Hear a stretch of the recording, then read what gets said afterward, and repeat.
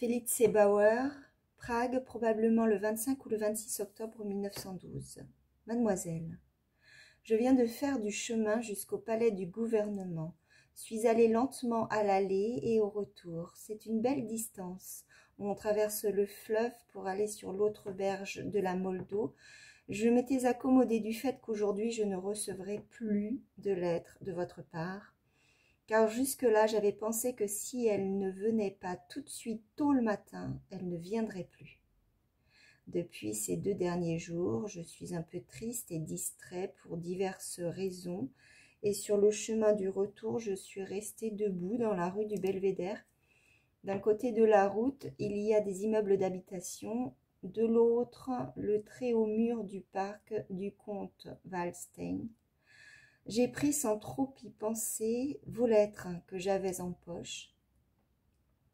La lettre pour Max, dont je n'avais justement pas besoin et qui était au-dessus, je l'ai mise en dessous, et j'ai lu quelques lignes de votre première lettre. C'était certes pour la plus large part des mouvements liés au sommeil, car je dors très peu, et je le ressens, même si je ne suis pas vraiment fatiguée. Et voilà que j'arrive au bureau, et là, je trouve la lettre inattendue dans la superbe dimension de votre papier à lettres et d'un poids des plus réjouissants. De nouveau, ce n'est pas une réponse que j'écris. Laissons questions et réponses s'entremêler à loisir.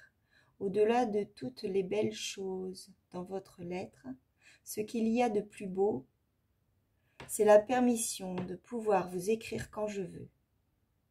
Car au bout du compte, je pensais qu'il serait peut-être temps de cesser de nous écrire dans une répétition quotidienne. De ce point de vue, je ne vous connais pas.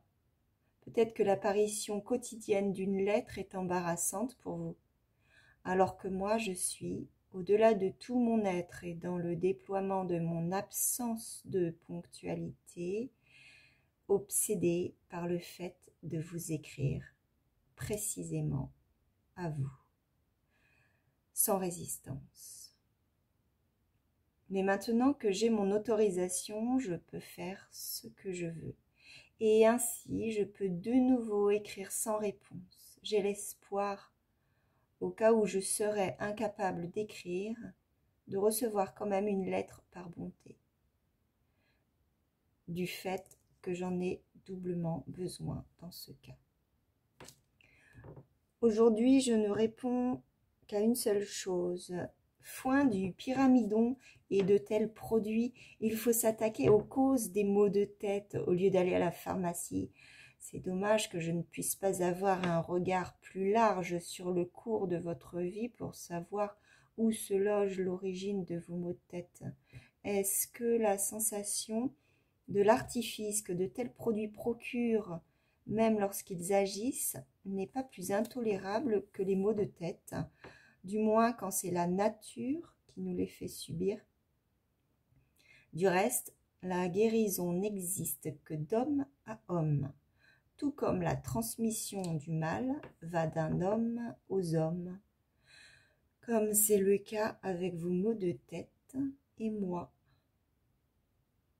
Portez-vous bien et gardez-moi votre amitié. Votre